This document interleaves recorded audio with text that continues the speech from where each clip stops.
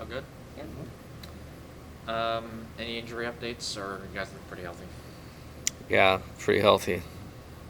Yeah, we haven't really had anything, and it's obviously one of the goals of this weekend is to get through it without, or intact, I should say. Positive. Jay Newt throwing bullpens, and looks like he's on track. So should see him at some point this year. Okay. I know you've been asked this, but Michael Braswell, what has stood out to you about him? Yeah, everything. I think it was very clear. When he went in the portal last year, that we needed. We're going to need to replace Jordan, and defense at that position is very important. And he's been everything I hoped for and more in regard to that. And what I mean by it is, as a first-year player, uses his voice on the field really well, and is playing like an experienced player, which is great. And he makes everybody else around him better. And he's been very solid defensively, and then offensively just deserves a lot of credit. He's put in a lot of work, and we've changed a lot, and he's adapted to it and is having a lot of success. He said when you reached out to him, you talked about nothing but just basically him at the plate, which surprised him because he, really takes a lot of pride defensively. Have you seen the growth there at the plate from, when you arrived Yeah, now? big time. I mean, I think first off, it's credit to Michael for just being coachable. We needed to do some things differently in the weight room for him, and we did that. Coach McMillan's done a good job there. And then, that allowed him to change kind of how he moves mechanically, and then we put in a ton of work on that. And he came in with a pretty good feel for approach, but has refined that even more through what we do. And you put all of those things together along with the experience, he's made a significant jump, and really excited for everybody to see that. With a lot of the guys who are sort of competing with that third outfield spot, like how's Jake Brown looked, and has it sort of continued that momentum since from the fall? Yeah, so our last game was Monday. Hit one over the bleachers on top of the building on Monday night. He's had some good left-on-left at bats, driven the ball the other way. I think what's good about him is his competitive nature, and then so you have that, and you have the athleticism.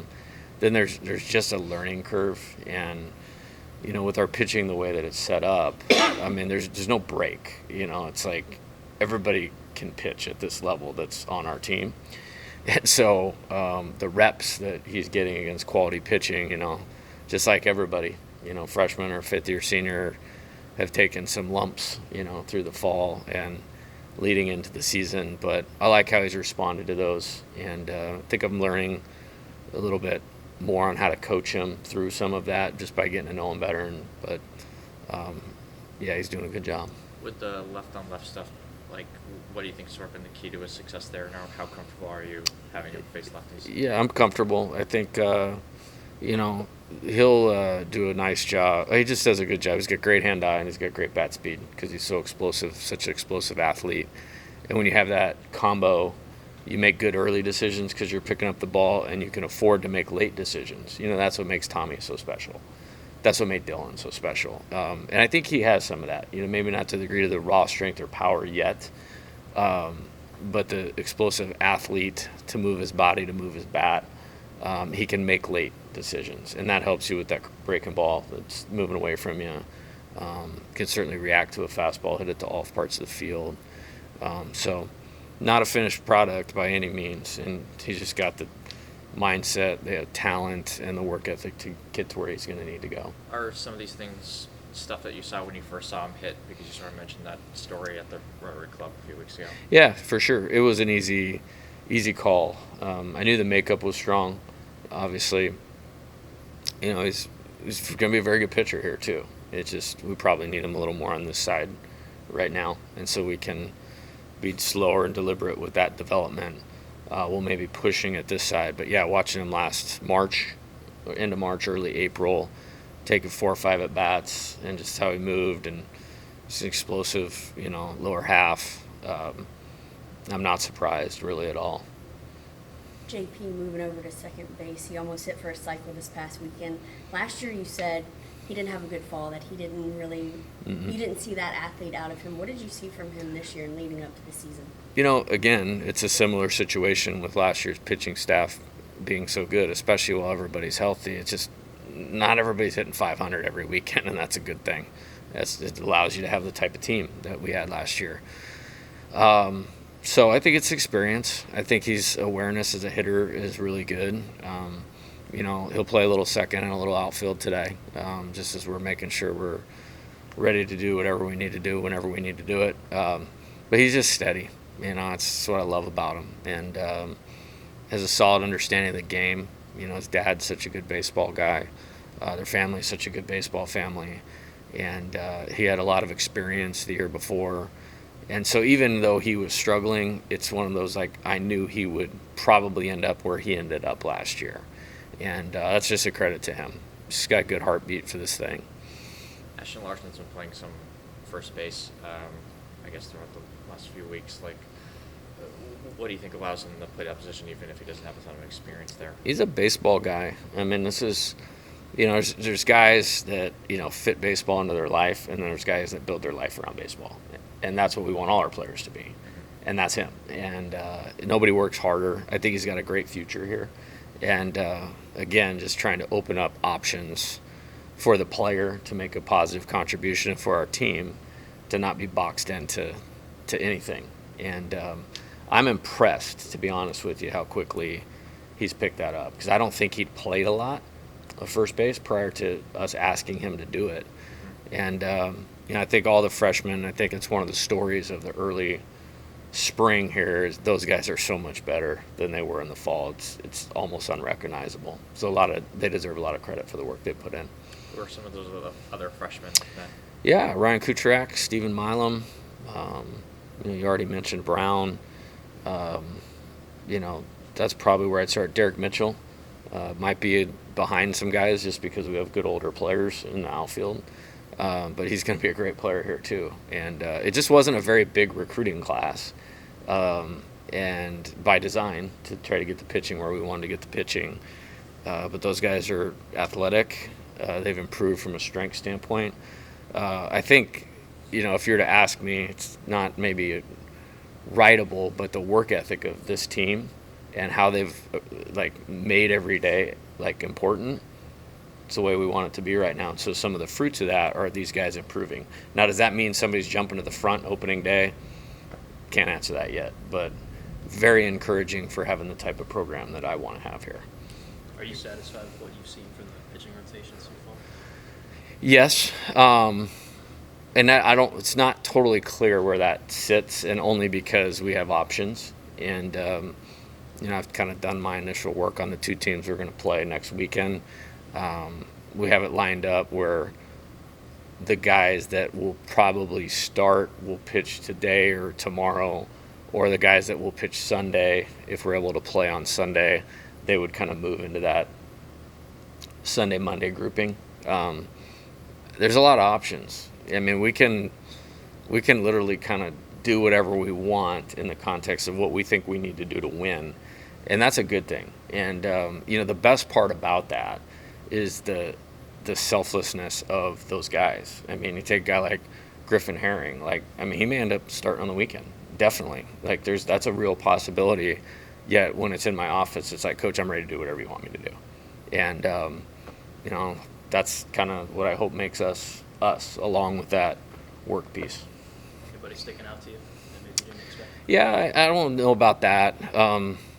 Because if we bring them here, we expect them to develop into good players and pitchers. And, it's just the volume of guys that I think can do it is good. And it's just going to take a little sorting out, which is a good thing. Yeah, it's a good thing versus, I don't want to go backwards, but lining, hey, man, if it's a close game, the first 4 games of the year, it's like Cooper and Gervais, we're going to pitch in 3 of those 4 games, right out of the chute. We don't have to do that way, and that's a really good thing. So, speaking of the staff, how do you think they've adjusted to working with Nate Yeske after Wes Johnson last year, and maybe some of the differences between those two guys? Well, I think that would make them the luckiest group of pitchers in college baseball, is how I would answer that. Total unique situation. I think it's been good. I don't think there's no negative in either of those situations. And, I think the guys that, were here last year, that are here this year will have benefited greatly from both of them. I think, how I like, again, as the team, and this would apply to the pitchers, like how they're going about what they're doing. It's very mature. I don't like to use the word professional, but very mature in terms of that. And Nate really brings that dynamic, and I think it's good. I don't think anybody has gone backwards, would be my answer. I think they've all gone forwards, and sometimes that's the player growing up and doing the things that they need to do. Maybe the coach presenting things a certain way, and some of it's just experience. And but real positive. I know you don't like to show your cards too soon. Are you close to naming a Friday night guy? No, that won't take place till after at least. I mean, we may know, but we don't. As I sit here today, like for the next few days, we'll probably have a long way to go in saying that. So, and for me, it's like that has no bearing. I think it's something for you all to write about, but it doesn't mean that pitcher is any more important. Like if it meant we got 5 wins for winning the game on Friday, it would be more important. It's just not the way that it works. And there's candidates. I mean, we literally could choose from one of 5 guys, and I don't think that's an exaggeration, and that's a good thing. And so we'll see how the next 2 days go, and then from that point, I don't think anybody that would throw Sunday would start on Friday. So I think it'll probably be decided over the next couple days. You've been coaching for a long time. Have you ever had this many lefties in a staff before? Maybe not numbers. It's not important to anybody around here, but in 2015 at Nevada, we could literally set our rotation if we were facing a left-handed hitting team with left-handed pitchers or right-handed hitting team with right-handed pitchers. And that was really cool, especially at a mid-major, non-Power 5 deal. And, it's just Augie Garrido thing.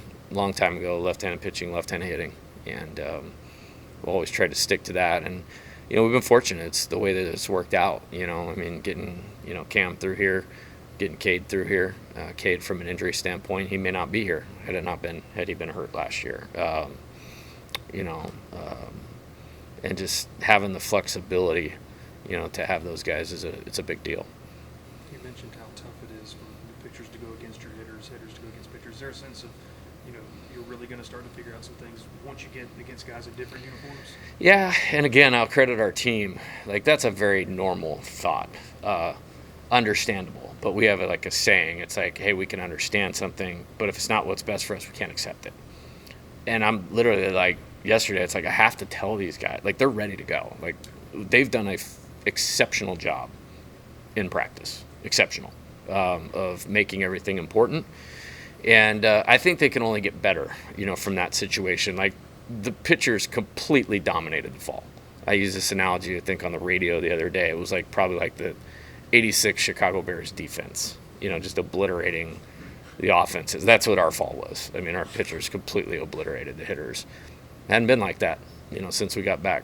And, a lot of good work, as I mentioned, from some guys, and really balanced play. The constants in the defense has been pretty good.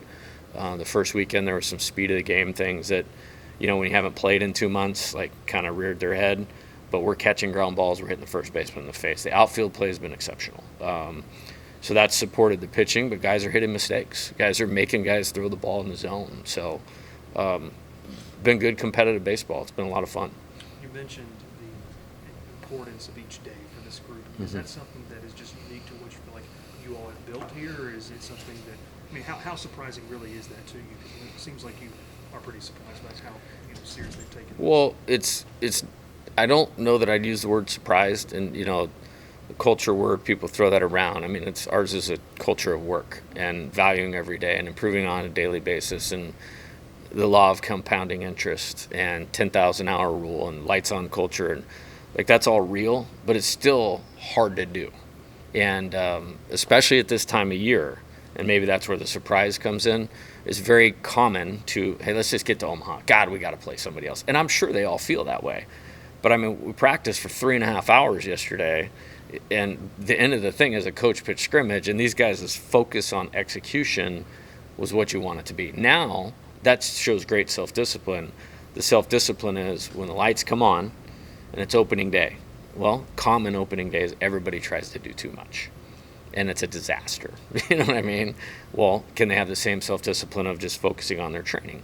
Can they have the same self-discipline when, you know, you're maybe not in the lineup as much as you want to be? The way guys last year, like Alex, like Hayden, like Cade Beloso did, and they were ready when there were opportunities. Can you show self-discipline when you go through some difficulty and recover from failure and focus on the next play?